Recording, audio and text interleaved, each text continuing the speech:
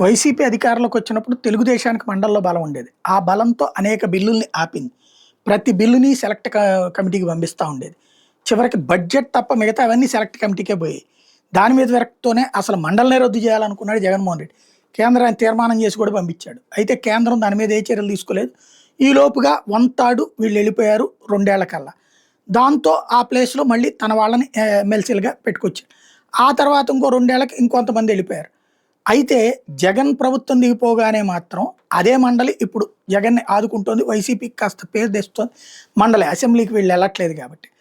అలాంటి మండలిలో ఇప్పుడు తెలుగుదేశం ఒక వ్యూహం రూపొందించింది. అప్పుడు జగన్‌కి చేతకాంది. జగన్ ఏమో రాజీనామాలు చేసి మన దగ్గరికి రమ్మన్నారు. అట్లా వచ్చినటువంటి మాణిక్య వరప్రసాద్ లాంటి వాళ్ళకి ఎన్ని రోజులైతే ఉందో అంతే ఇచ్చారు గానీ ఆ తర్వాత కంటిన్యూ చేయలేదు. మళ్ళీ తన వాళ్ళకి అంటే వైసీపీని నమ్ముకున్నోళ్ళని వేరే వాళ్ళకి ఇచ్చుకున్నటువంటి పరిస్థితే ఉంది. ఇప్పుడు చూసుకుంటే మండలిలో రివర్స్ ఎత్తే వేస్తున్నది తెలుగుదేశం. ఫిరాయింపులు ప్రోత్సహిస్తుంది. దాదాపుగా 10 మంది దాకా ఎమ్మెల్సీలు రాజీనామాలు చేసి వాళ్ళకే ఎమ్మెల్సీ కాదు. ఎవరో ఒకళ్ళు టీడీపీ, బీజేపీ, జనసేన వాళ్ళు తీసుకుంటారు. వాళ్ళకి సంబంధించినటువంటి పదవులు వాళ్ళకేదన్నా ప్రభుత్వం ఇస్తుందన్నమాట. అట్లాంటి యాక్టివిటీలోనే చాలామంది మారుతున్నారు. రాజీనామాలు చేస్తున్నటువంటి పరిస్థితి. రాజీనామాలు చేసినా ఆమోదించబడలేదు. కొంతమంది ఎమ్మెల్సీలేమో అమ్ముకుంటున్నారు ఇటు పక్కన.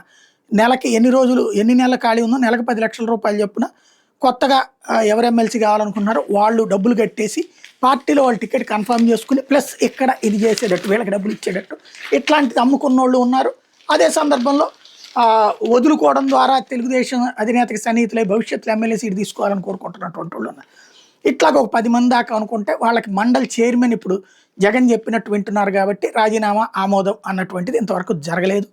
ఇంకొక 4 ఏళ్ల దాకా ఇది 2 ఏళ్లకు కొంత అవకాశం తగ్గుతుంది. వంతాడిపోతుంది. మళ్ళీ 2 ఏళ్లకి అంటే 2028 నాటికి పూర్తి ఆధిపత్యం మళ్ళీ తెలుగుదేశానికి లభిస్తుంది. అయితే ఈలోపే తెచ్చేసుకునే ప్రయత్నం చేస్తుంది. ఇప్పుడు జయమంగళ వెంకటరమణ హైకోర్టులో వేసి మరి తన రాజీనామా ఆమోదించమన్నారు. హైకోర్టు వాదనలు విన్న తర్వాత తీర్పు రిజర్వ్ చేసి ఒకవేళ అదే జరిగితే కనుక రాబోయేటటువంటి రోజుల్లో కోర్టు కనుక రాజీనామాను ఆమోదించాల్సిందే అని కనుక చెప్పింది అంటే ఆటోమేటిక్గా మిగతా వాళ్ళది కూడా ఆమోదించాల్సింది. అదే జరిగితే మిగతా వాళ్ళని కూడా ఇప్పుడున్న వైసీపీని ఖాళీ చేయించి ప్రతిపక్ష స్థానం లేకుండా చేయాలన్న తెలుగుదేశం వ్యూహం. ఏం జరుగుద్దో చూడాలి.